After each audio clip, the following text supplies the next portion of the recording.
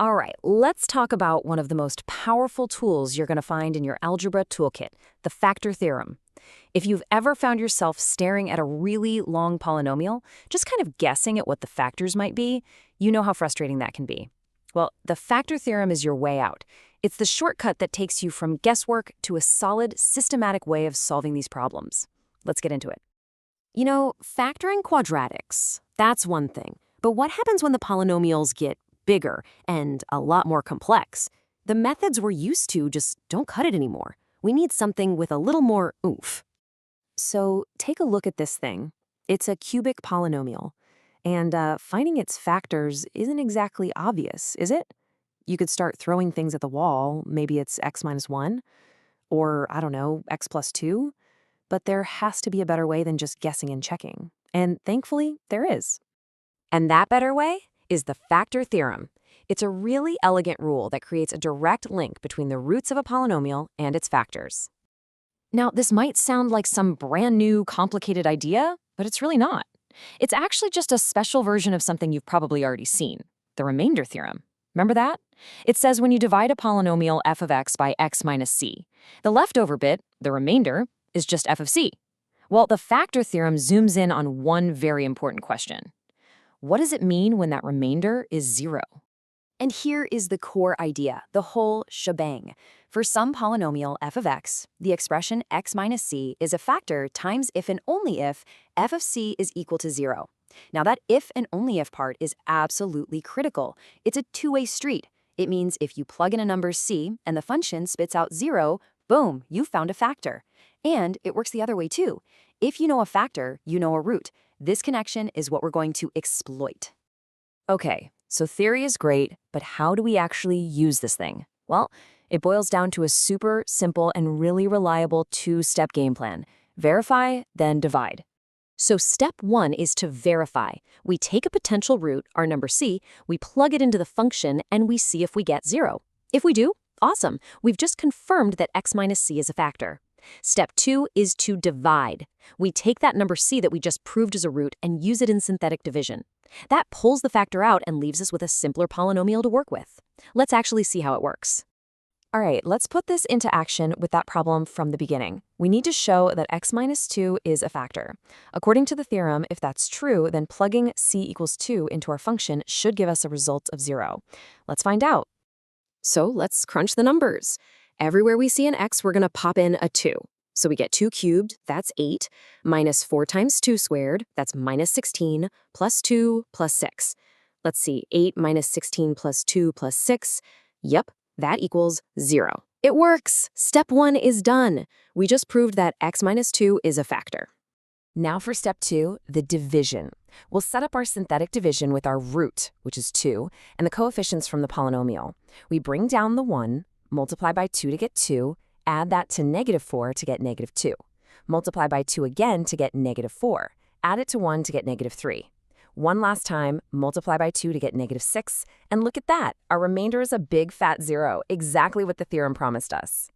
So what does this result actually tell us? Well, those numbers on the bottom row, they're the coefficients of our new, simpler polynomial. We started with a cubic, right? And we divided out a linear term. So what's left is a quadratic, x squared minus 2x minus 3. And hey, that's a quadratic we can easily factor. It just becomes x minus 3 times x plus 1. And now we just assemble our puzzle pieces. We combine the factor we started with, x minus 2, with the 2 new factors we just found. And there it is, our original polynomial completely and fully factored. Okay, let's try another one. This time they're giving us a little hint. We're told that x equals 2 is a 0. That's great news. It means we don't even have to do step 1. They've already verified it for us. We can jump straight to step 2, synthetic division. So we set up our division with the coefficients 2, 1, negative 13, and 6, and our known 0, 2, on the side. Let's do it. Bring down the 2, multiply by 2 to get 4, add to 1 to get 5, multiply by 2 to get 10, add to negative 13 to get negative 3, and finally, multiply by 2 to get negative 6. And as we expected, our remainder is 0. So our resulting quotient is 2x squared plus 5x minus 3. This quadratic factors down into 2x minus 1 and x plus 3. To get our final answer, we just combine the factor from our original 0, which was x minus 2, with these two new factors. Simple as that. Ready for a little bit of a challenge? Okay, now we have a degree 4 polynomial, but we're also given two zeros right from the start. This just means we're going to apply our strategy twice. First, we'll divide by one of the zeros, and then we'll take that result and divide it by the second zero. First up, let's divide by our first zero, c equals 1. We set up the synthetic division and just run through the process. And not surprisingly, we land on a zero remainder. This leaves us with a new, slightly less intimidating polynomial, x cubed minus 4x squared plus x plus 6. Now, here's the trick. We take the coefficients from that new polynomial, the one we just found, and we divide again. This time, we use our second zero, c equals -1. We repeat the exact same process, and once again, we get a remainder of 0. We've now successfully whittled this problem down twice. And what's left after all that? The nice, easy quadratic, x squared minus 5x plus 6.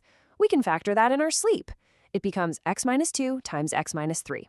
So now we just collect all of our factors. We had x minus 1 from the first division, x plus 1 from the second, and the 2 we just found. And there you go. That huge degree 4 polynomial completely factored.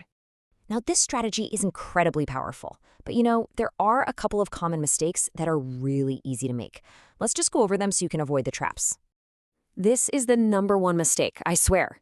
You have to remember the factor form is always x minus c. So if you see a factor like x plus 3, you've got to think of that as x minus -3. That means your c value for the division is -3, not +3. Always, always, always watch that sign. Another common trap is just stopping too soon. After you do your synthetic division, don't just assume you're finished. You have to look at the quotient you got and ask yourself, can this be factored even more? The goal is to break the polynomial all the way down into its simplest parts.